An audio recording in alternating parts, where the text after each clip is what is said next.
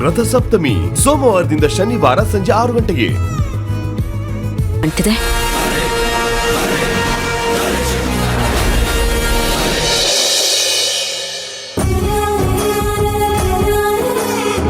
Good afternoon. ಓ, good afternoon.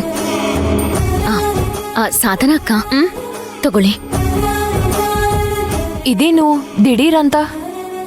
ಈಗ ತಾನೇ ನಮ್ಮ ಅಣ್ಣ ಅದಕ್ಕೆ ಪೂಜೆ ಮಾಡಿಸ್ಕೊಂಡ್ ಬಂದ್ರು. ಮನ್ಸಿಗೆ ತೃಪ್ತಿ ಆಗೋ ಹಾಗೆ ಪೂಜೆ ನೆರವೇರ್ತು. ಪ್ರಸಾದ ಕೊಡ್ಬೇಕು ಅಂತ ಅನ್ನಿಸ್ತು, ಅದಕ್ಕೆ ತಂದೆ. ಓ, ತುಂಬಾ ಒಳ್ಳೆ ವಿಷಯನೇ ನಡೆದಿದೆ. ಕುಂಕುಮ ತಗೊಳ್ಳಿ.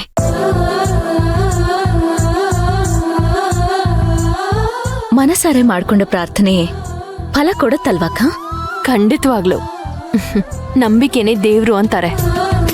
ಆ ದೇವರಿಗೆ ಮನಸ್ಸಾರೆ ಪ್ರಾರ್ಥನೆ ಮಾಡಿದ್ರೆ ಅದರಿಂದ ಖಂಡಿತ ಫಲ ಸಿಕ್ಕೇ ಸಿಗತ್ತೆ.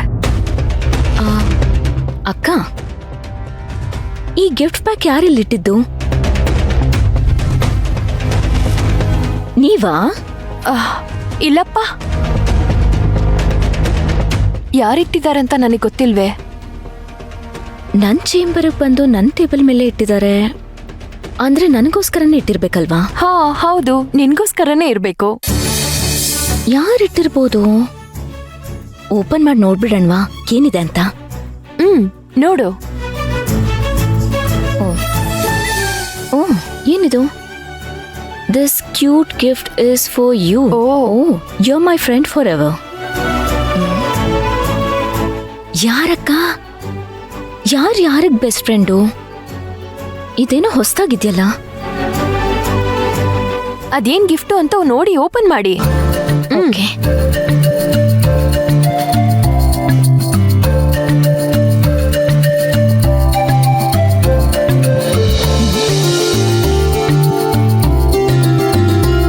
ವಾವ್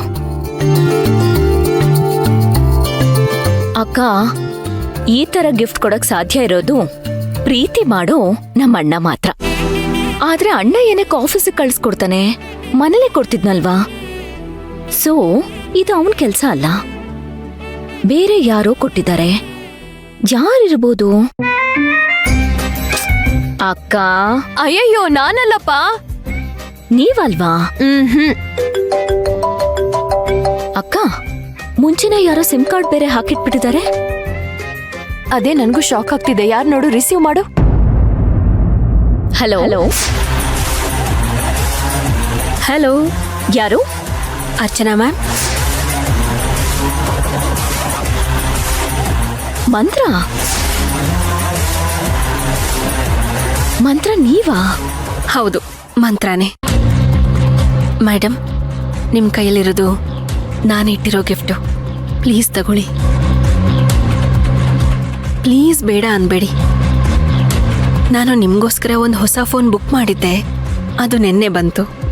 ಆ ಫೋನ್ ನೋಡ್ತಿದ್ದ ಹಾಗೆ ನೀವೇ ನೆನಪಾದ್ರಿ. ಓಹೋ, ಅದಕ್ಕೆ ನಿಮಗೆ ಕೊಡಬೇಕು ಅಂತ ಅನ್ನಿಸ್ತು.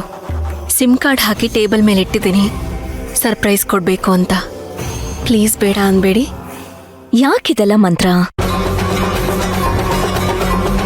ನೀವ್ ಹಾಗೆ ಮಾತಲ್ಲಿ ಹೇಳಿದ್ರೆ ನನಗೆ ಸಾಕಾಗ್ತಿತ್ತು. ಹೇಳ್ಬೇಕು ಅನ್ಸಿದ್ರೆ ಮಾತ್ರ.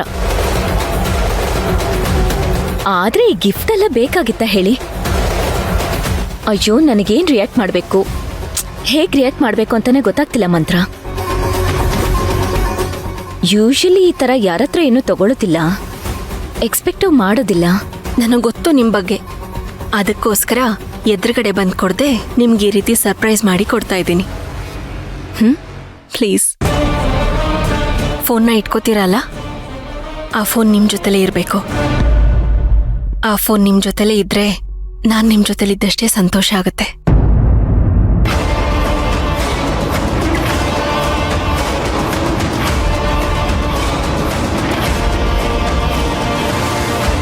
ಏನು ಮಂತ್ರ ಫೋನಲ್ಲಿ ದೊಡ್ಡ ಕತೆ ಹೇಳಿರೋ ಹಾಗೆ ಕಾಣ್ತಿದೆ.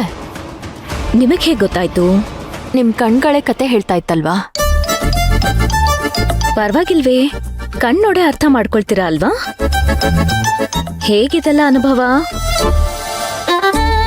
ಸಿದ್ಧಾರ್ಥ್ ಸರ್ನ ಹಿಂಗೆ ನೋಡಿದ್ರಾ? ಅರ್ಚನಾ, ನೀನ್ ಬೇರೆ. ಆ ವಿಷಯನ್ ಬಿಟ್ಟಾಕು.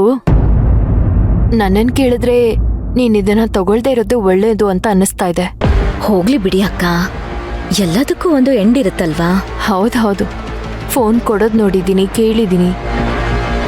ಆದ್ರೆ ಸಿಮ್ನ ಆಕ್ಟಿವೇಟ್ ಮಾಡಿಸಿ ಫೋನ್ ಕೊಡ್ತಿರೋದು ಇವಳನ್ನೇ ಫಸ್ಟ್ ನೋಡ್ತಿರೋದು. ಸರ್ಪ್ರೈಸ್ ಆಗಿರ್ಲಿ ಅಂತ ಹೀಗೆಲ್ಲ ಮಾಡಿರ್ಬೋದಲ್ವಾ? ಹೌದು ಸರ್ಪ್ರೈಸ್ ಕೊಡೋದ್ರಲ್ಲಿ ಕ್ವೀನ್ ಅವಳು. ನನ್ನ ಪ್ರಕಾರ ನೀನು ಈ ಫೋನ್ನ ಯೂಸ್ ಮಾಡಬೇಡ. ಅವಳು ಎಂಥವಳು ಅಂತ ನನಗಿಂತ ಚೆನ್ನಾಗಿ ನಿನಗೆ ಗೊತ್ತು. ಈ ಫೋನ್ನಲ್ಲಿ ಏನಾದರೂ ಒಂದು ಇಟ್ಟಿರ್ತಾಳೆ.